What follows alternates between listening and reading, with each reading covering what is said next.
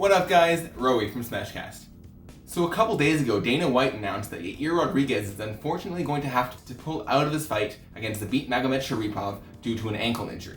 So the big question here is, what does this mean for the division? Well, right now, the champion, Alexander Volkanovski, is coming off back-to-back wins against the former champion, Max Holloway. The second fight was a little controversial. I actually thought Max won the first time I watched it. On second watch, I actually did lean Volkanovski. But anyways, the reason this is relevant is because the next title challenger is actually not that clear. Max wants a second rematch in a third fight against Volkanovski, and Dana's actually not that against it. But he does want to see how the division plays out first.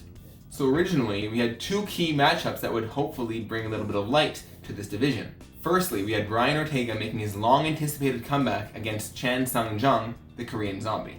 Secondly, we had that Zabit versus Yair fight. The plan was that at least one of these four fighters would have a standout performance in one of those two fights and emerge as the next title challenger. Well now, Yair is injured and pulled out of that fight, and last week, two South Korean fighters were pulled out of their fights because they weren't allowed entrance into the USA. And that puts the Brian Ortega vs. Korean Zombie fight in question as well.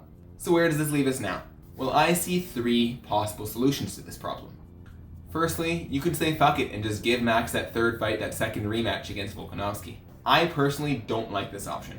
If Max loses, he'll have lost 3 fights against Alex Volkanovski and will have no chance of ever getting another title shot in 145 as long as Volkanovski reigns champion. And second of all, what if Max wins? Now you have Volkanovski who's saying, I gave you 2 rematches, you owe me one now too. And now the whole division is on ice for another year. So let's scrap that option, move to option number 2. And that is, give Zabit the title shot right away. Zabit Magomed Sharipov is 6-0 in the UFC, with his last 2 wins coming off Jeremy Stephens and Calvin Kattar.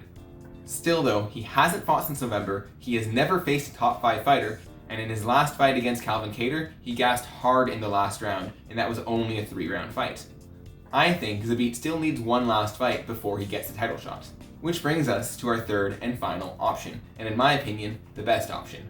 And that is to replace Yair and give Zabit a 5-round #1 contenders bout as soon as we possibly can. And in my opinion, we have 2 major candidates for this. First of all, we've got Brian T-City Ortega. They've been trying to book Brian Ortega vs. Korean Zombie since the Stone Age, and they still haven't announced it formally. So scrap it. T-City vs. Magomed Sharipov is a fantastic matchup, and the winner would clearly deserve a title shot. And whenever Zombie is ready to fight, find him a contender. But of course, only Dana and company know how close the Ortega vs. Zombie fight really is to being booked. However, the other replacement fighter I would say should fight Zabit is actually the rematch against Calvin Kattar. So as I mentioned earlier, Zabit gassed hard in that third and final round against Kattar the first time, allowing Kattar to take that third round relatively convincingly. If Zabit wants to be champion, he's got to learn to fight 25 minutes. And what better fighter to do that against than the same guy you gassed out against last time? Plus, Kattar has won 4 of his last 5 fights, with that one loss being that Zabit loss that many people think he would have won if it was a 5-round fight. If Kattar managed to win a rematch, he would be 5-1 in his last 6, with that one loss being avenged against Zabit, and with a 3-fight winning streak against Jeremy Stephens, Dan Ige, and Zabit Magomed Sharipov.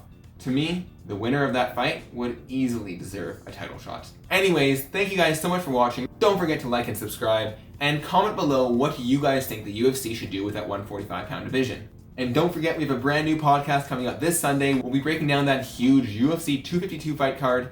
Don't miss it, check it out. We'll see you Sunday.